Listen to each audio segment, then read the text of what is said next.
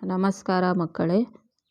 ಕಲಿಕಾ ಬಲವರ್ಧನೆ ಕಲಿಕಾ ಫಲ 4 ಭಾಗಾಕಾರ ಡಿವಿಷನ್ ನಿತ್ಯ ಜೀವನಕ್ಕೆ ಸಂಬಂಧಿಸಿದ 3 ಅಂಕಿ ಸಂಖ್ಯೆಯನ್ನು 2 ಅಂಕಿಯಿಂದ ಆದರ್ಶ ಕ್ರಮ ವಿಧಿಯ ಮೂಲಕ ಭಾಗಿಸುವರು ಮತ್ತು ಭಾಗಾಕಾರ ಗುಣಾಕಾರಗಳ ಅಂತ ತಿಳಿಯುವರು. ಚಟುವಟಿಕೆ 2.4.1 ವಿರಾಜನು ತನ್ನ ಗೆಳೆಯರಿಗೆ ಕೊಡಲು ಮೋದಕಗಳನ್ನು ತಂದಿದ್ದನು. ಈ ಕೆಳಗಿನ ಚಿತ್ರದಲ್ಲಿ ತೋರಿಸಿದಂತೆ ಗುಂಪುಗಳಾಗಿ ಜೋಡಿಸಿದ್ದಾನೆ. ಅದನ್ನು ಗಮನಿಸಿ ಕೆಳಗಿನ ಪ್ರಶ್ನೆಗಳಿಗೆ ಉತ್ತರಿಸಿ.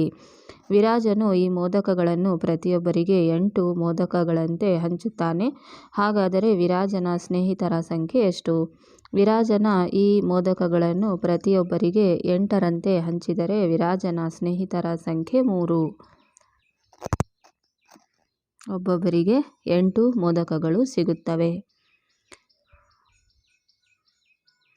ಚಟುವಟಿಕೆ 2.4.2 ಒಬ್ಬ ಮಾವುತನು 24 ಆಹಾರದ ಉಂಡೆಗಳನ್ನು 3 ಆನೆಗಳಿಗೆ ಸಮ ಬರುವಂತೆ ಹಂಚಬೇಕು.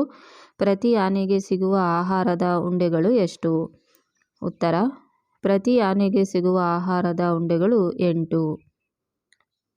24 ಆಹಾರದ ಉಂಡೆಗಳು ಅಂದರೆ ಒಂದು ಆನೆಗೆ 8 ಸಿಗುತ್ತವೆ.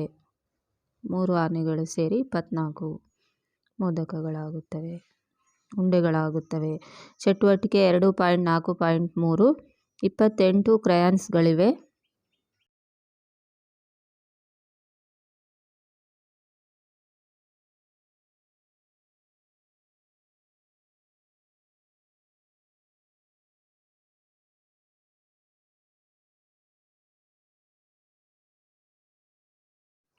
ಎರಡು ವಿದ್ಯಾರ್ಥಿಗಳಿಗೆ ಸಮಾನವಾಗಿ ಹಂಚಿದರೆ ಪ್ರತಿಯೊಬ್ಬರಿಗೂ ಸಿಗುವ ಕ್ರಯಾನ್ಸ್ ಸಂಖ್ಯೆ 28/2 14. 3 ವಿದ್ಯಾರ್ಥಿಗಳಿಗೆ ಸಮಾನವಾಗಿ ಹಂಚಿದರೆ ಪ್ರತಿಯೊಬ್ಬರಿಗೂ ಸಿಗುವ ಕ್ರಯಾನ್ಸ್ ಸಂಖ್ಯೆ 28/3 9.3. 4 ವಿದ್ಯಾರ್ಥಿಗಳಿಗೆ ಹಂಚಿದರೆ ಪ್ರತಿಯೊಬ್ಬರಿಗೂ ಸಿಗುವ ಕ್ರಯಾನ್ಸ್ ಸಂಖ್ಯೆ 28/4 7. 6 ವಿದ್ಯಾರ್ಥಿಗಳಿಗೆ ಸಮಾನವಾಗಿ ಹಂಚಿದರೆ ಪ್ರತಿಯೊಬ್ಬರಿಗೆ ಸಿಗುವ ಕ್ರಯಾನ್ಸ್ ಸಂಖ್ಯೆ 28/6 4.6. ಪ್ರತಿ ವಿದ್ಯಾರ್ಥಿಗಳಿಗೆ 2 ಕ್ರಯಾನ್ಸ್ ಅಂದರೆ 14 ಕ್ರಯಾನ್ಸ್ ಕೊಡಬಹುದು.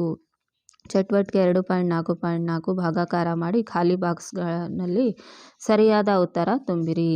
42ನ್ನು 2ರಿಂದ ಈ ಥರ ಭಾಗಿಸಬೇಕು. 51ನ್ನು 3ರಿಂದ ಈ ಥರ ಭಾಗಿಸುವುದು.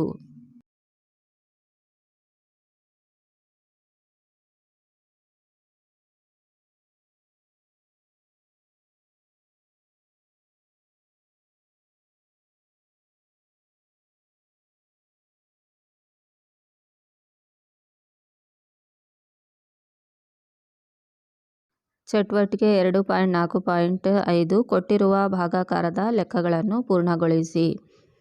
ರಫ್ ವರ್ಕ್ ಮಾಡಿದ್ದೇನೆ. 1ನೇದು 18/6 3 ಬರುತ್ತದೆ. 2ನೇ 888/4 222. 3ನೇದು 49/7 7. 5ನೇದು 110/11 10. 4ನೇದು 108/12 9. 6ನೇದು 39/13 3. 7ನೇದು 72/4 18. 8ನೇದು 54/6 9. 9ನೇದು 185/12 15. 527/12. ಚಟುವಟಿಕೆ 2.4.6 ಈ ಕೆಳಗಿನ ಲೆಕ್ಕಗಳನ್ನು ಆದರ್ಶ ಕ್ರಮ ವಿಧಿಯ ಮೂಲಕ ಭಾಗಿಸಿ. ಈ ಥರ ಭಾಗಿಸಿಕೊಂಡು ಹೋಗಬೇಕು.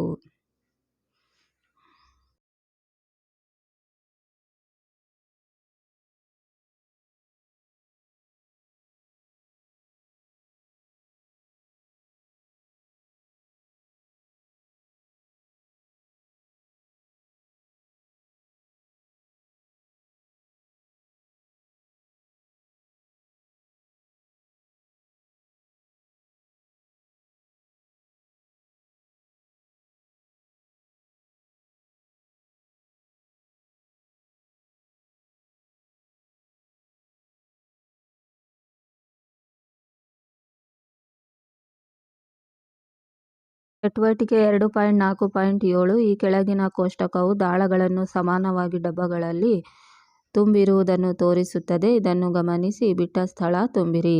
ಒಟ್ಟು ದಾಳಗಳ ಸಂಖ್ಯೆ, ಡಬ್ಬಗಳ ಸಂಖ್ಯೆ, ಪ್ರತಿ ಡಬ್ಬದಲ್ಲಿರುವ ದಾಳಗಳ ಸಂಖ್ಯೆ. ಒಟ್ಟು ದಾಳಗಳ ಸಂಖ್ಯೆ 42, ಡಬ್ಬಗಳ ಸಂಖ್ಯೆ 6. 42 / 6 7. 6 7 42.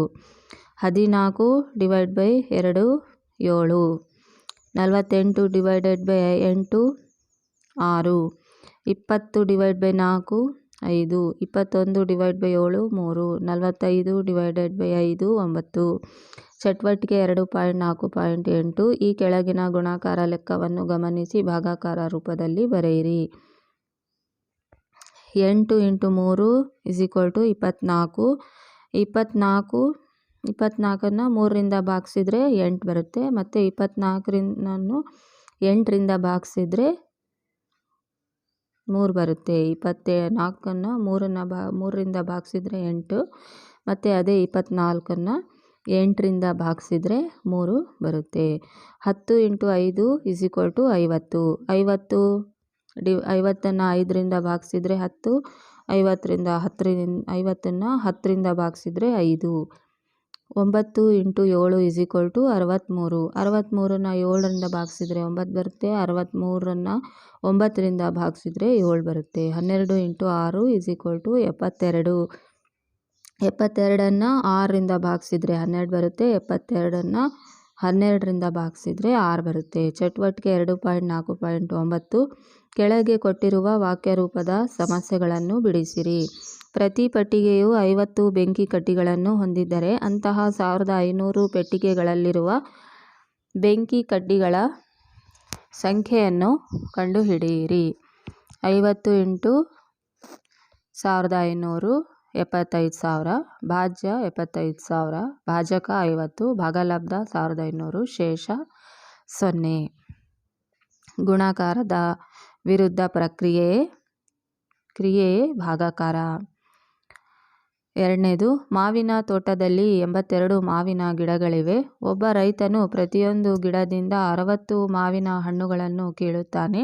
ಅವುಗಳನ್ನು ಪ್ರತಿ ಪೆಟ್ಟಿಗೆಯಲ್ಲಿ 12 ಹಣ್ಣುಗಳಂತೆ ತುಂಬಿದರೆ ಆ ಎಲ್ಲ ಹಣ್ಣುಗಳನ್ನು ತುಂಬಲು ಎಷ್ಟು ಪೆಟ್ಟಿಗೆಗಳು ಬೇಕಾಗುತ್ತವೆ?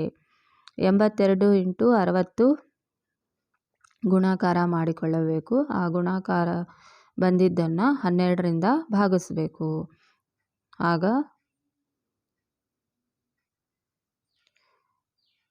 ಆನ್ಸರ್ 410 ಪೆಟ್ಟಿಗೆಗಳು ಬೇಕಾಗುತ್ತವೆ.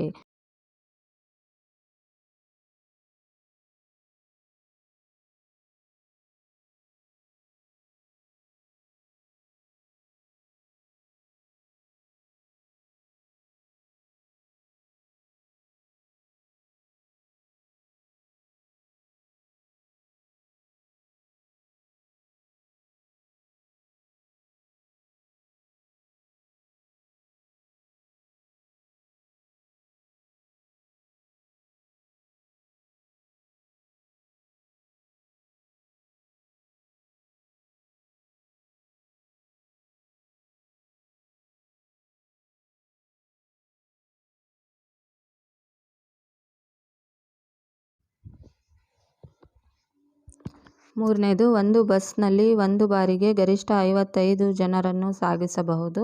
ಹಾಗಾದರೆ 10,340 ಜನರನ್ನು ಸಾಗಿಸಲು ಎಷ್ಟು ಬಸ್ಸುಗಳು ಬೇಕು? ಸಮಸ್ಯೆಯನ್ನು ಬಿಡಿಸಿರಿ.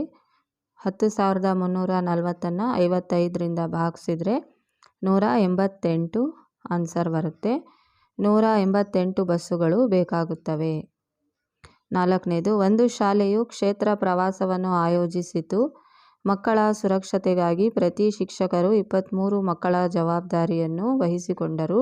ಶಾಲೆಯಲ್ಲಿ 184 ಮಕ್ಕಳು ಇದ್ದರೆ ಪ್ರವಾಸಕ್ಕೆ ಎಷ್ಟು ಶಿಕ್ಷಕರನ್ನು ಕಳಿಸಲಾಗಿದೆ ಎಂಬುದನ್ನು ಕಂಡುಹಿಡಿಯಿರಿ. 184ನ್ನು 23ರಿಂದ ಭಾಗಿಸಿದ್ರೆ 8 ಬರುತ್ತೆ. 8 ಶಿಕ್ಷಕರನ್ನು ಕಳುಹಿಸಲಾಗುವುದು.